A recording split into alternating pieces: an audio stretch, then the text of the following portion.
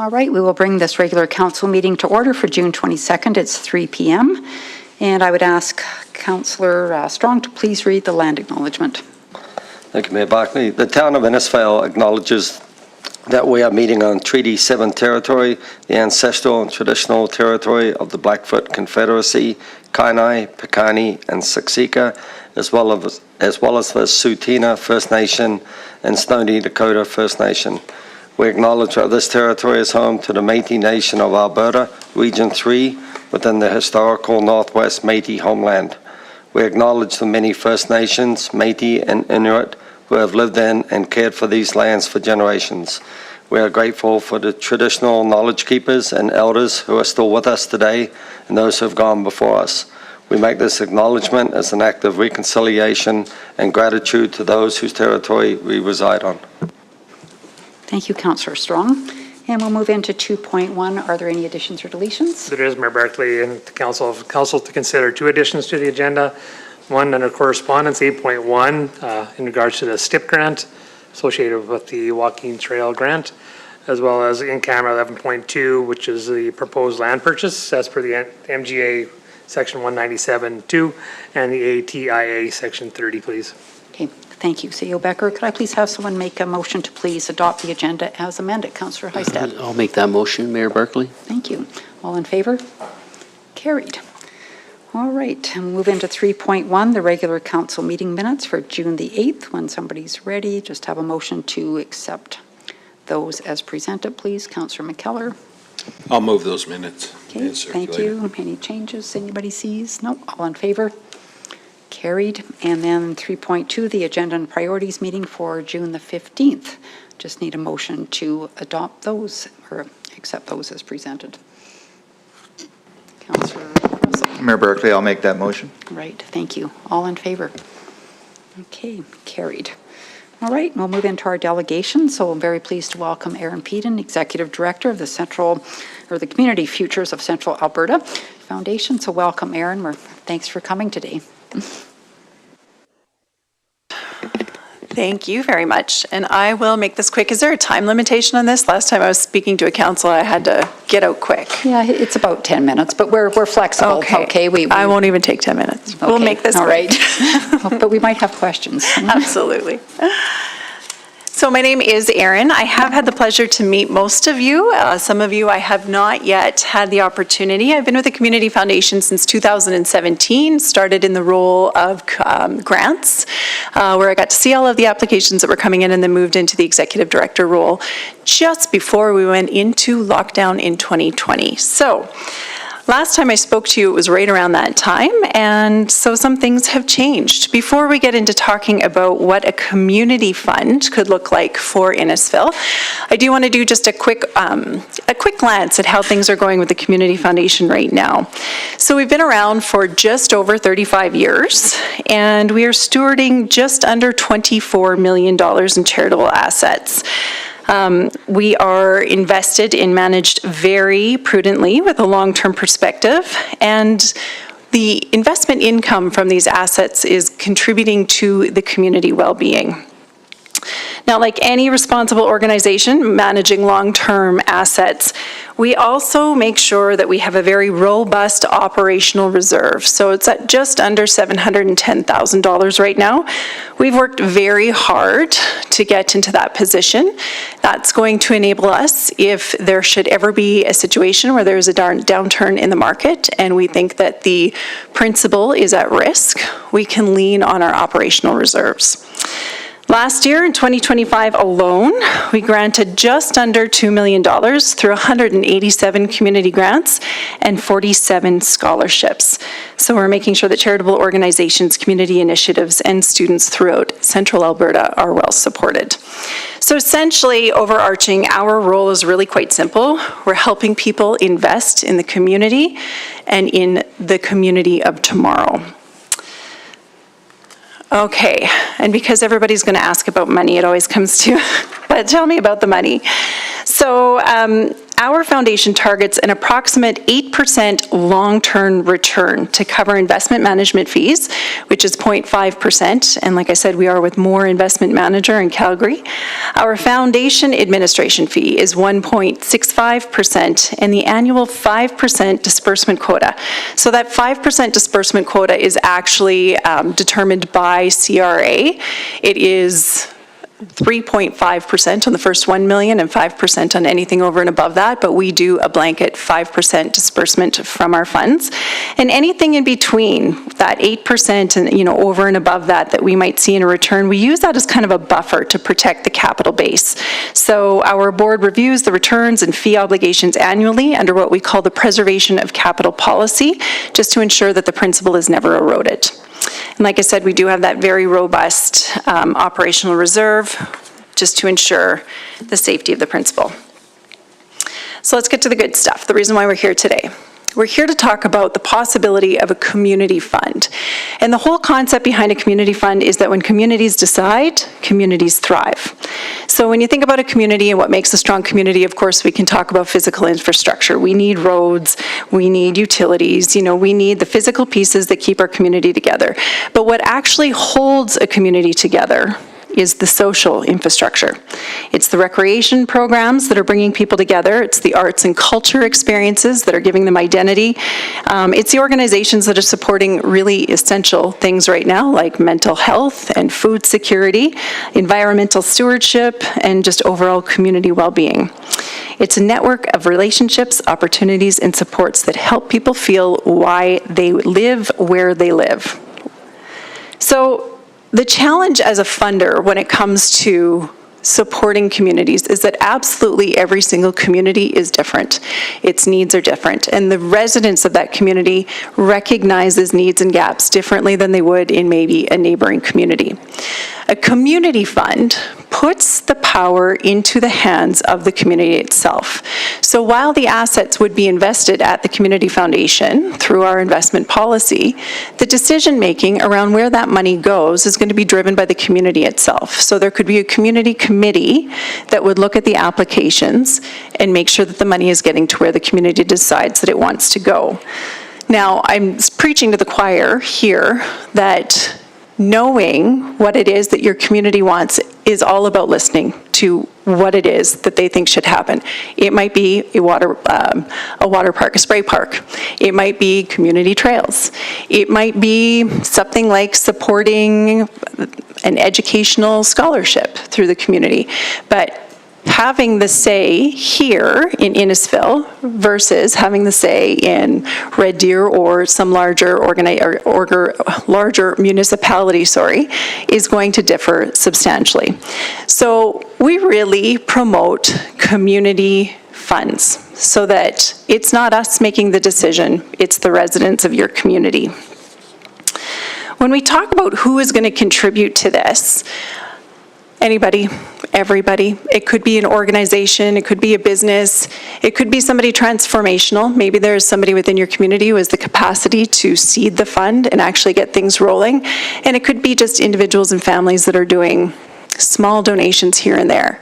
The whole thing with the community fund is that it's a long game. This is not something that you are going to have a big campaign and raise a bunch of money, and it's people have a really hard time understanding that if you're going to have a campaign, they want that money that is raised to be liquid to make change immediately. This type of fund is for people who have a long-term vision for your community. So I do want to give an example of why you have to have long game in mind. So Lacombe created their endowment fund, their community endowment fund in 2011, and they seeded it with a $5,000 amount. They did make a bit of a contribution for about 5 years to the tune of about $5,000. The fund was moving slowly, and then it sat for many, many years with no contributions. The investment income, because it wasn't large enough to create any robust grants, actually just got rolled back onto the principal. And then out of the blue, we received a $50,000 donation last year from somebody within Lacombe. It was a marketable security donation. And really, it was just a case of an accountant saying you should probably consider making a charitable donation. And then the individual said to somebody who works at the municipality, where would I do this? And they suggested the community fund. So it's keeping that very long-term vision in mind, that this needs to be on your brain, kind of on the back burner all the time if you were to create this kind of fund, and always promote it as an opportunity, whether it's an insurance policy that is donated or a bequest. I was just speaking to Councillor Wing a couple of weeks ago. The nature of philanthropy is that we're planting seeds, not just philanthropy, but community development as a whole. We are planting seeds. We might not see the fruit, we might not see the shade, but if we do not plant those seeds, they won't be there at all. So there is a very large bequest that is coming in from one of your neighboring rural communities that is going to significantly change the trajectory of their social infrastructure. So having those conversations and building the fund over time is actually quite fruitful. So what is your role as a municipality in a community fund? I want to say what it's not. Today we're not talking about municipalities becoming the funders themselves, and we are not talking about creating another budget pressure or another line item for a councillor to have to consider. What we're talking about is awareness and education. So the Community Foundation of Central Alberta actually began because a community member approached the mayor of Red Deer at the time and said, I have $1 million, and what do I do with this? Because that individual was in a position of trust. And so that individual recommended starting a community fund, and here we are just over 35 years later, and having put more than $20 million into the community and still having $24 million in assets. So your role as a municipality when it comes to community fund is really championing the idea of the possibility of building a fund that is so robust that it could support anything in the future. I mean, listen, you want to talk about the amount of playground applications we see at a community foundation, and having to explain why recreation and children play is not a priority is tough. But if you have a strong community fund, your community gets to say, actually, this is the priority in our community. So the more you know around how it is that people could contribute to your community long term, the more your community will benefit from it. And then the very last story that I always tell here is that sometimes people just need an example. So I live a fairly messy life. I have a collection of children that have come in a variety of different ways. And with them, a lot of really interesting history that has really put some of these social issues within our community in front of our face, including homelessness and addictions. And so when we were talking to our children around, what is financial stability and what is financial responsibility and what is community responsibility, we saw an opportunity to use the Community Foundation as a learning tool to kind of address all of those things. So I said to the kids, listen, we're going to save $5,000. Which means mostly mom and dad saved $5,000, but the kids learned that they had to put $2 of every $10 that they received into a pot. And at the end of the year, when we had that $5,000, we actually opened a donor-advised fund at the Community Foundation. And we said to the kids, every year for 5 years, we are going to put another $5,000 in. Now, my kids, they range from age 4 right now to age 21. So not only am I teaching them the basic skills of saving, I also had a conversation with the oldest around what a charitable tax receipt can do. So after we got the $2,500 back from our charitable tax receipt, I taught them that we were already halfway there for the next year. Once that money starts to disperse, then my kids have to sit together and take a look at what's going on in their community, and they have to determine what it is that they want to support. So it really introduces the idea of social responsibility. Very easy thing to do. It doesn't have to be with a $5,000 startup. It could be much lower. I know long term our family is not going to be interested in supporting the DAF and rolling it over and over again, so that money will be rolled into a community fund. So if my mess can do it, I'm pretty positive that several messes can do it. Big messes make big, beautiful communities. And that is it. I told you it was going to be quick. Any questions? Okay, thank you very much, Erin. Mess speaks personally to me, but anyway, that's good. Does anybody have any questions? Councillor Heistad. Yeah, thanks, Mayor Barclay. I think this is a great topic. I know Councillor Wing and I have talked about this a number of times over the years, but say if we went with you guys, and how do we do that work as a community? Do you come in and educate our community on a quarterly basis? And how do we have that opportunity to do the same in the future if we go that direction?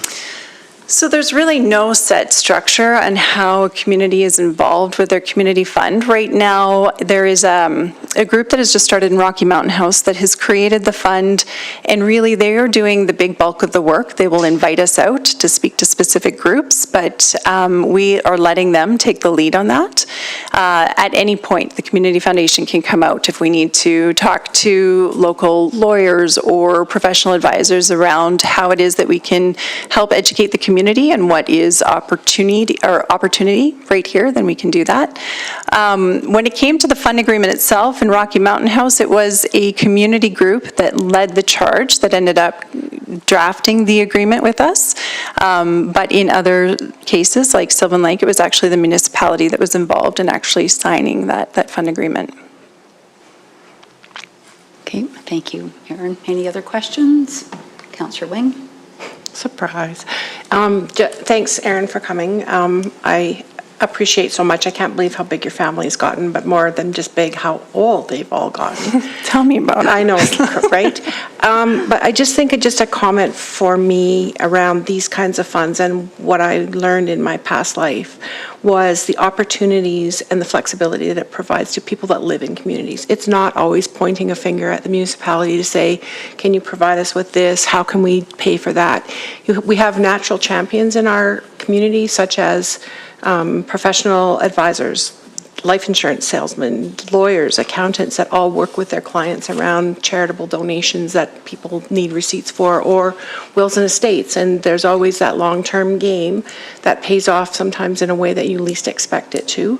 And so you can plan by being structured well, by being set up properly, and then it's truly serendipitous as what happens with a community fund and a community foundation. So thank you for your leadership over all these years and through really difficult times. I appreciate it. Oh, thank you. And if I may, I'm just going to lean into that. Sylvan Lake does have a community endowment fund that is currently valued at about $105,000, but in the last 10 years, they've granted $106,000 into the community. So endowments work, it's just that you need to put a long-term lens on it.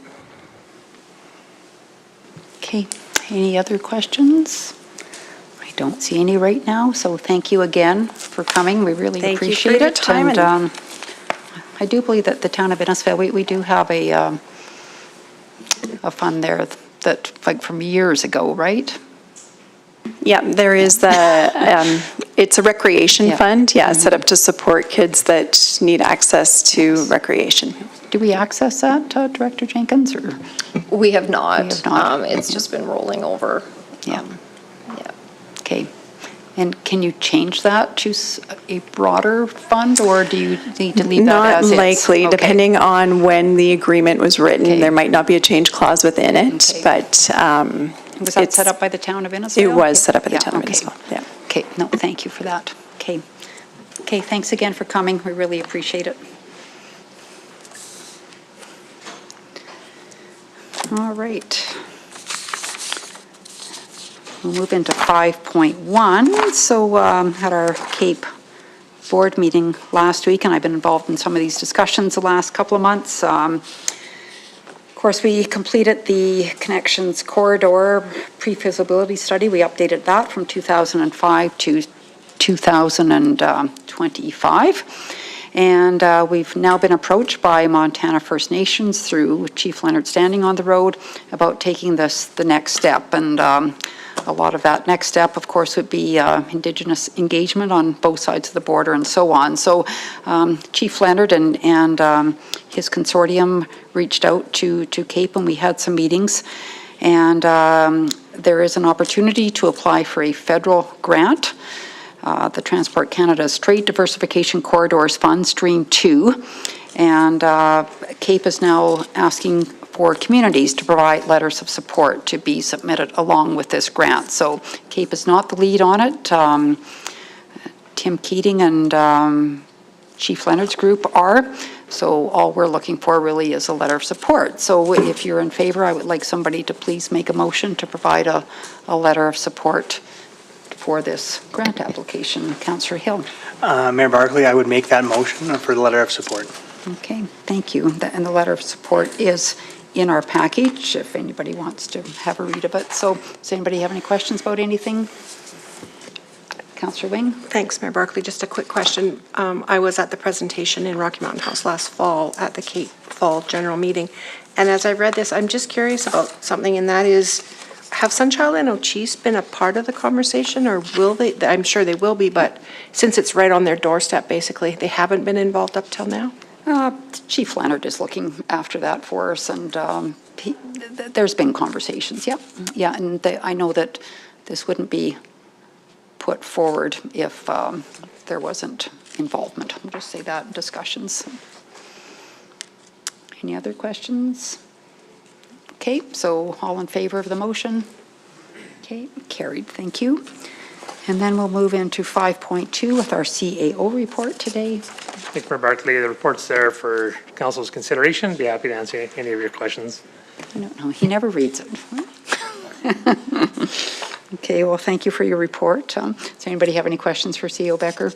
If not, we'll just have a motion, please, to accept the report as presented. Councillor Heistad. I'll make that motion, Mayor Barclay. Okay, thank you. All in favor? Carried. Okay, we'll move into council action control. 5.3, any questions about anything on the list here? Lots of red, which is good to see. Need to fill it up with some more black, maybe.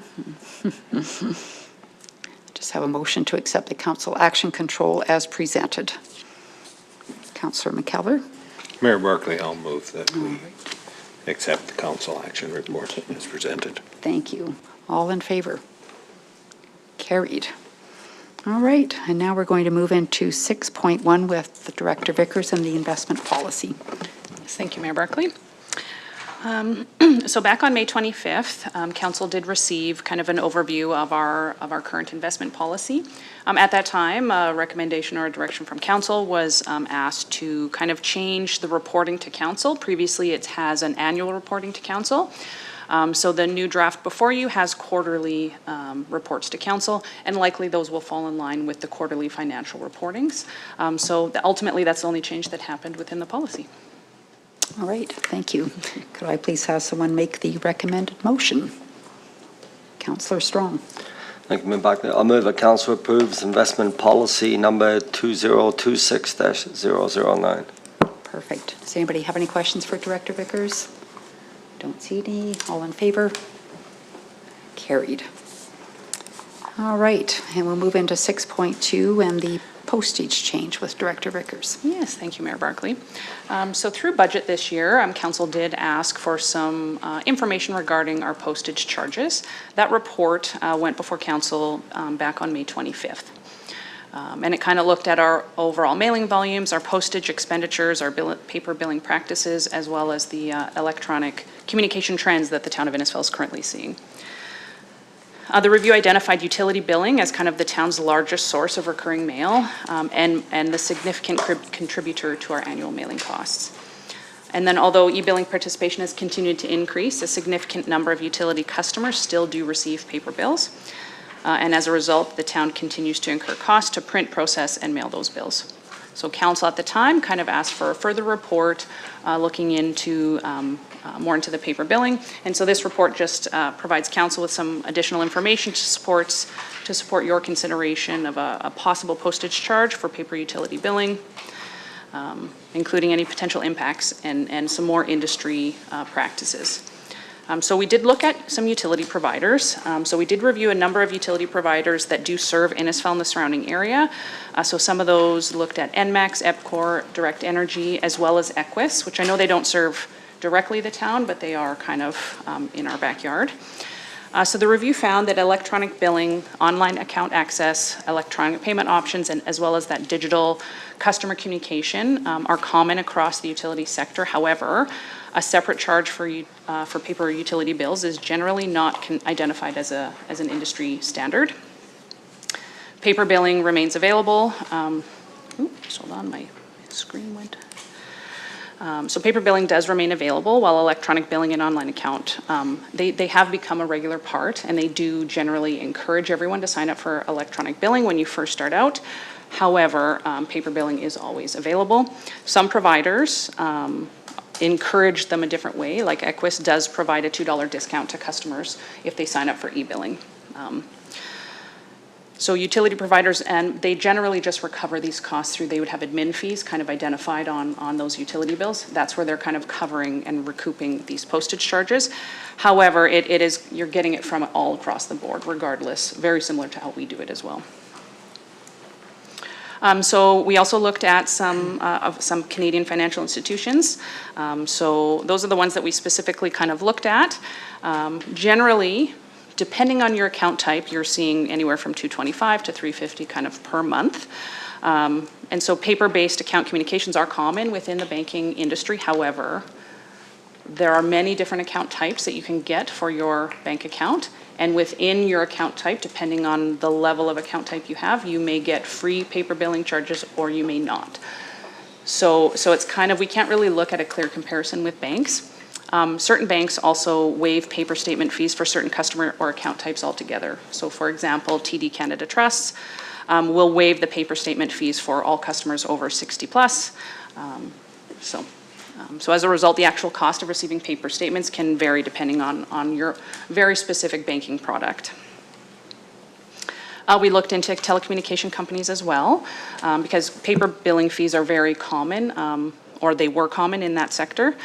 However, that did change in 2014. So in 2014, a fact-finding mission was done by the Canadian Radio, Television and Telecommunications Commission, which is the CRTC. And they identified that most providers were charging $2 per bill per month generally. Later in 2014, the federal government amended the Telecommunications Act to prohibit telecommunication companies from charging customers for receiving a paper bill. So they no longer can charge a paper bill. They still have continued to move towards that electronic online account management, online portals, mobile apps, and electronic account notifications. However, you can still get a paper bill at no cost. Further so in 2022, the CRTC introduced additional consumer protections relating around further requiring paper bills to remain available to certain customer groups, including seniors age 65 and older, persons with disabilities, and customers without internet access. So there is federal legislation that they're not allowed to do that. We also looked at the CRA and found that while again they typically are pushing people towards e-billing or email correspondence, they continue to provide services through both traditional mail and electronic communication. Ultimately, the big change is that if you want to use My Account services, you must have an email address. So even if you had a My Account and you didn't have an email, the next time you log in, you will have to update and put an email address in there. However, you don't have to do that. You can do everything by paper and everything through paper applications and deal with the government that way. If council does direct administration to proceed, we would have to start and bring the required bylaw amendments to council before any implementation. And then subject to council's approval, the implementation date would be January 1st of 2027, but noting that the first bill of January typically wouldn't come until that first week of February. So customers aren't going to see that bill until February. That kind of timeline would allow administration, we do need to do some amendments to our finance software to make sure it's ready to kind of do that charge, as well as updating our procedures, preparing all the communication materials, and begin communication. Communication would begin in July of this year to kind of give everyone approximately 6 months of notice before change takes effect. They would have it, like I said, until the end of January. We would look at only wanting to charge about $250 per bill. The cost per bill is about $2.57 to mail out, and it results in around $51,000 for paper utility billing. If we do a $2.50 charge, we'll be recovering just over $50,000 kind of to recoup those costs. I can stop there and take any questions that council may have before we keep going. All right, questions, Councillor Wing? Thanks, Mayor Barclay, and through to Director Vickers. So I found the report to be very interesting. And I think building on the conversation that we had when we discussed this at our last meeting, I've been thinking about it, and I really do prefer the whole idea of incentivizing rather than penalizing. And so the Equus discount for online, so sort of encouraging people, educate people, encourage new customers, but for everyone else, that discount for paying online was really intriguing to me. And I wonder if that's a possibility for us, is do we have the infrastructure or the capabilities of doing that? Mayor Barclay through to Councillor Wing. So we can definitely look at that as well, but ultimately that doesn't fix the problem. We would still have the $50,000 in postage charge that we would have to fund for people who are still utilizing paper billing, and now we'll also have to fund the discount. And we're just going to fund that by increasing the utility rates because it is a closed loop system. So even if we give a discount, then likely we're just increasing the water rate to offset that discount, if that makes sense. Councillor Russell. Okay, thanks, Mayor Barclay. I think it's no secret that I'm in favor of moving towards implementing a fee for those who wish to continue to have their utility bills only is what I'm looking at right now. That's correct. In regards to the paper. I think it still needs to be available, but I think it's time that we look at a fee for those who choose that option. So I certainly speak in favor of moving and would be willing to put a motion forward in that regard. Sorry, go ahead. Councillor McKellar. Mayor Barclay, and my comment on this is, first of all, Director Vickers, thank you very much. It was very informative. But I am not in support of this motion right now because I have a number of reasons for that. I know cost recovery is important, and I think that's valid. But as has been shown in this paper, we're trending to the electronic billing. It shows, I think the split is what, 50-40, 54-46 or something like that. Yeah. So it's trending that way. The other thing I was looking at was that for tax notices, that seems to be the biggest mail out and checks, but we are planning to move to an EFT type of approach for payments. So right now, I would prefer that we not bill or charge for paper utility bills. And why I say that is, one, it's around affordability too right now. People have just, they've got their tax notices. There's been a number of other issues around. We're always taxing stuff, either federally, provincially, or maybe even municipally. So I'm not in favor of this motion right now. I would say stay as we are and see if we move, how things move forward from there. Councillor Hill. Yes, Mayor Barclay. I'm kind of in the middle. I wouldn't mind seeing if there was a. Well, it's true. Yeah, it's okay.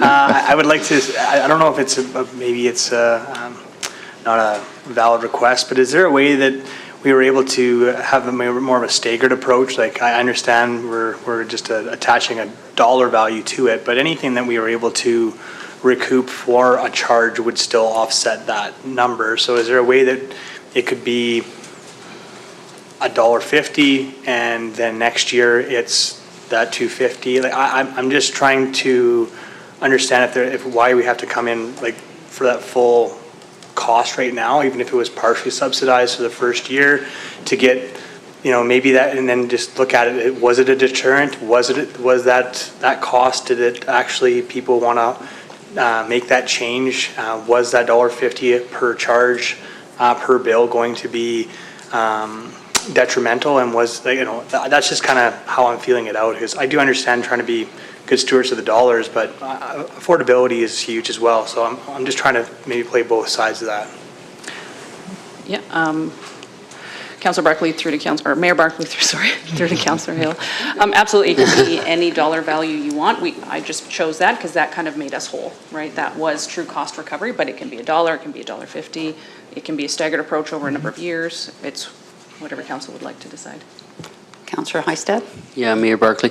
I guess I have a point of order. We're kind of debating it now, and Councillor Russell asked to put it on or make a motion. So We don't have a motion right now. I haven't That's made a not the motion. recommended motion, so. So, I think we're just having and that's where discussion. I would like to speak to the motion once we get there, if that works. Thanks. Did you want a motion today, Director Vickers, because it's not what that says? Mayor Barclay, so I'm asking for council to provide direction Okay. and Okay, well then go ahead and make your motion then, and I have lots to say too, so. Yeah. I can make the motion. I just would like to make a point before I do that, having the fee on there, we're still charging residents because it's part of our budget. We have to budget for the $50,000 right now. So if it's not charged in a fee back to them, it's charged in the mill rate that we put in there. So, I mean, it is a fee that's there. It could result if we did this and not having to increase the mill rate as much the next time we have a budget. So I do know that there are some people who are challenged with using technology or access to technology, but we still have that paper available to them, although there be a fee. So I would put the motion forward that effective January 1st, 2027, that we implement a fee.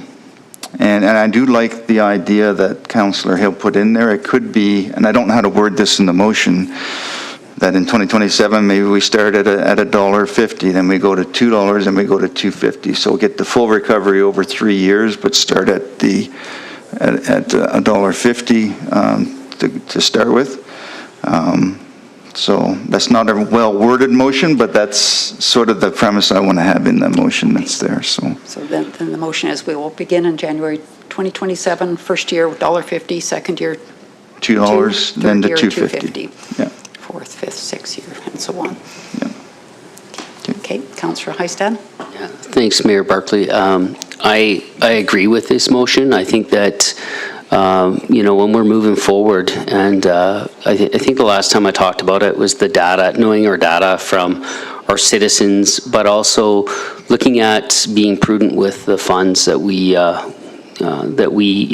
council look after on a yearly basis as a group. And I see that, there's people that may have challenges with online technology and that, but I can guarantee you 90 to 95%. I don't have the data in front of me, but most people have phones, they have emails that are going on in their phones, and they know what's going on a daily basis. I know I'm just generalizing right now, but I would agree with Councillor Russell's motion and appreciate the amendment from Councillor Hill. Okay, as you know, probably I'm not in favor of this, Director Vickers. First of all, can you explain to us how utility or tax bill is created, like everybody's, whether online, mailed out? What does the staff do to create that? so a utility bill, Mayor Barclay? Yeah. So, okay, where do I start? So first we start with our utility department where they go, and it's a little more upgraded now, but they kind of help facilitate getting the reads from every single building, every single place that has a water meter. Nowadays it's all electronic and it kind of happens automatically. And then, so we have a staff member, we pull that in and we input the reads into our utility system. She then goes through a series of checks and balances over a number of days, and then goes through and prints them. That probably takes about an afternoon to get them all printed, and then another kind of afternoon or so to get them all stuffed and kind of sent out. So is a staff member actually stuffing the envelope? Well, we use a paper stuffer, but they are standing in front of the paper stuffer, Okay. loading paper, reloading envelopes, opening it up if there's a paper jam, things like that, and then running it through the postage machine as well. So that is all happens at the same time. So we'll stuff 100 and it kind of comes up on a machine and we take them and we put them directly to the postage machine. So there's a lot of work going into creating the bill outside of just mailing it. That's correct. We did look at that cost and that was included in the 257. Okay. But that's for everybody, whether it's online or not. I mean, they're That's not getting the correct. paper copy. but, Correct, yeah. yes. So then with the, like, what are we doing right now when people come in? I mean, this is tax season, people are coming in to pay their bills. Are we doing something, a discussion with people to say, oh, did you know? Because I believe there's a form you can download from the website, Absolutely. and is that being, So generally, that does not happen kind of at a conversation on the front counter, at least not right now. They're very busy with tax bills, it kind of, but wouldn't that be a perfect time to have that conversation? Did you know? yeah, yeah. We don't currently, but we can Okay. kind of look at instituting some of those kind of questions, maybe putting a sign up front too, so it's kind of right in their face. What we do now, though, for brand-new utility accounts, we've kind of merged those forms together. So you do have to come and apply for a utility account, and before you'd have to apply for e-billing as well. So we did kind of merge those accounts. So we do capture most new accounts. They're automatically signing up for e-billing because it's kind of, Yeah. it's just the button's there, so they click it. Yeah, I guess what I'm getting at is, you know, if we're not necessarily telling residents that they can do this, are they aware? And there's always going to be an element that won't, at least for the generations now. That will change as we move forward. So I know there was quite a difference between the utility bill Yes. online and the property tax. Property tax, of correct. course, are done once a year for Yes. some people, so they may not be as familiar with it. Sometimes when people, they get their bill like, oh, I could sign up for e-billing, Yes. and then by the time they forget it before the next year, Yes. right? So I think on the town website, you can go in and you can sign up for your utility e-bill, put your information, your account number in. But with the tax, property tax, you need to download a form and bring it in, or? You should be able to you fill can out do that online too? as well. Okay, Yep. all But, right. and I will confirm that, and Yeah, if it's not, we okay. can make it available. Okay. Yeah. So I guess going back, when I look at the report, thank you for that, but, you know, banks tend to be driven by shareholder profits. You know, and I wonder, if we did this, are we going to see a reduction in taxes? Are we going to see a different service level? To me, the town of Innisfail, we should be in the business of delivering services. This is already in our budget, and it's been there for decades. And why change it now? I mean, you know, as Councillor McKellar said, we're getting to the point where more and more people are coming on board. And I firmly believe if we just educate people and tell them what's available, that they will change over. And some will not, some won't be able to, some do not have access to computers and email, and they don't have a phone, or they, you know, it's not cheap to have internet access. They may be going to the library. There's disabilities, whether it's visual, whether it's physical, whatever it might be. And there's, I'm not stereotyping, but there's also maybe the older adult that doesn't want to, for a variety of reasons. And maybe they don't want their family doing things for them either, because some people are like that. So I'm not in support of this. You know, I was at the bank when a lot of this started, and it was definitely not popular, and people might kind of go, well, whatever now, because everybody's used to it, but it was not a popular decision, probably because, you know, banks are already making lots of money. The town of Innisfail isn't, but the banks are, you know, and we do so many things for user groups. I mean, whether it's recreation or whatever it is, we're not in cost recovery. So why do we need to be in something like this where we can take our time and educate people, and maybe, you know, after a year, a couple of years, we've see, oh, well, we've moved that tax needle from here to where we are today, and it's improved by 50%. So maybe we could even have an incentive, $50 gift card if you, anyway, those are just some of my thoughts. Councillor McKellar. So, Mayor Barclay, again, I too am not in support of this motion. I think it's more around, we've got some decent trending happening right now from what I've seen, and I think it's truly part of education and really encouraging people to move that way. You know, if you look at that $50,000 plus, it's less than 1%, probably about 1/4% or less of our budget. And it's factored in there. Not that it isn't important to recover costs, but I would like to see us trend this for a while and see where we go. Councillor Strong.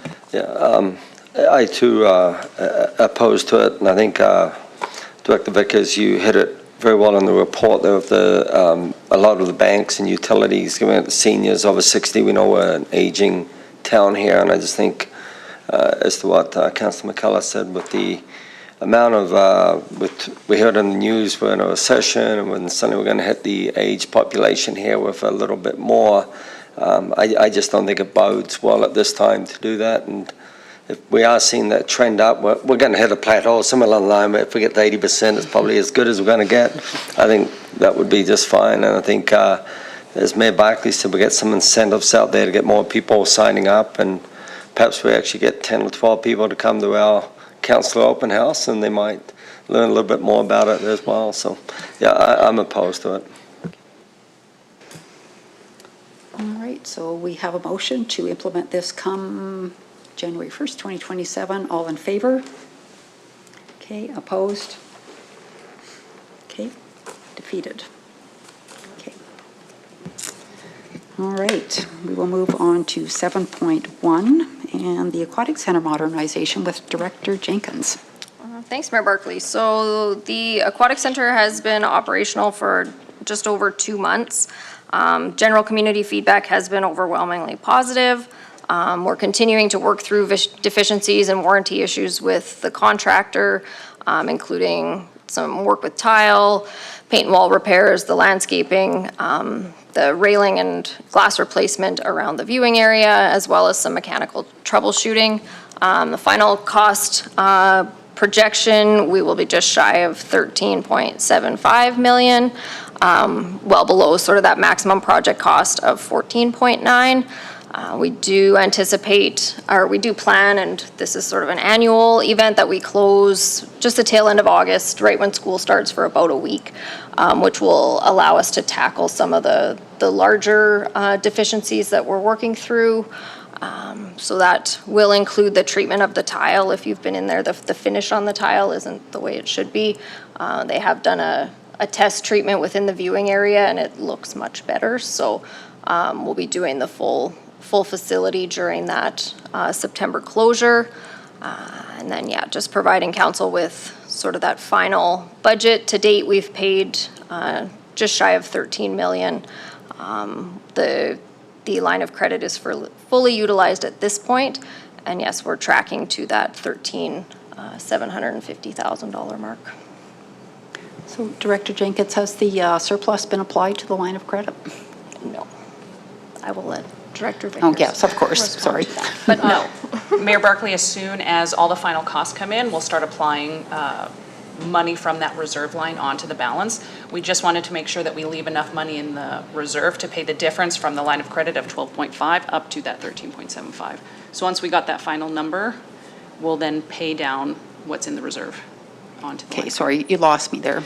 So we have, the full project budget is 13.75. We need to fund it from internally, so 12.5 of that will come from the line of credit, and the 1.125-ish overage will come from reserves, like from our reserves. So once we got that final number, now I can start paying down the reserves. I just wanted to make sure we left enough money in there to pay that difference. Right, I just want, because when we dealt with the surplus, we said, like, there was a motion for 750,000, was it, to go to the line of credit? That's correct, yeah. So I'm just curious why we wouldn't do that and save some interest costs.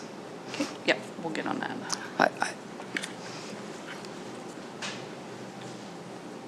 If that makes sense. I mean, okay. Okay, and then when will you know the final, Director Vickers or Director Jenkins? We're very confident in the invoices we're going to receive, right down to dollars and cents. We may be closer to the fall before everything is fully invoiced, and that work is all completed. But yeah, we're very confident in this number at this point. Okay, no, thank you. Good job. Okay, any other questions? No, we'll just have a motion then that we accept this report as information then, please. Councillor Heistad. Mayor Barclay, I'll make that report. Thanks. Thank you. All in favor? I'll make that motion. Thanks. Gotcha, carried. You got me. I got you, don't worry. Stumbled. No, it's okay. Yeah, I was crashing into the boards. Okay, we'll move into correspondence and information. Just have a motion, please, to accept the correspondence as information. Yeah, we put this in. Of course, that was our little photo op today, so. Councillor Wing? Mayor Barclay, I'll make the motion to accept the correspondence for information. Perfect, thank you. All in favor? Carried. All right, and then we'll go into reports. Councillor Heistad? Just move my report as submitted. Thank you, Mayor Barclay. Thank you. Councillor Heistad? Councillor Russell? I submitted my report, nothing further to add. Okay, thanks. Councillor McKellar? Mayor Barclay, I too have submitted my report, and I have nothing further to add. All right, thank you. And Councillor Wing, it went from, sorry, I was just going to go to Councillor Hill next. Should read no- I submitted my report, and all I would like to add is just huge congratulations and many thanks to the Innisfil Art Club and their volunteers and the many artists from across the province that put their confidence in a great facility for public art. Look forward to seeing lots of people come to Innisfil between now and the end of September and going for a walk around Napoleon Lake and seeing the art on display. Okay, thank you. And Councillor Strong? Yeah, I apologize, Mayor Barclay, did not put a report in. I've been gone the last 2 weeks and I'm trying to build an indoor swimming pool. I'm not going to build a house anymore. I'm going to build an indoor swimming pool, or maybe a splash park, I'm not sure, but summer's coming and I will be not traveling as much, so. Okay. Yes. Less expensive than indoor swimming pools. I'm using natural water. Okay. And Councillor Hill? Yes, just a little verbal report here. One of the best parts of the FCM that I was at was got to do a day tour. And with the First Nations, they've had a tour of their, and I'm probably going to mispronounce this, but it's Kitchewaski Park, and it took about 20 years for them to have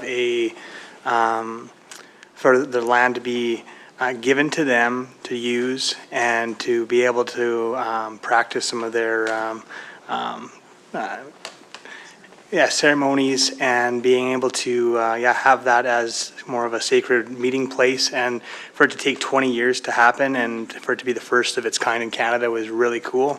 And so being able to see that firsthand was that was huge. So that was definitely one of the highlights for sure of that, and understanding some of the challenges and the hurdles and the value that brought to the surrounding communities, and yeah, that was really good. And obviously the parade was one of the highlights of the last couple weeks here, and weather was very suitable, and I also did get a chance to do a good portion of the art walk so far, and for what I've seen, it's been very impressive. Okay, thank you very much.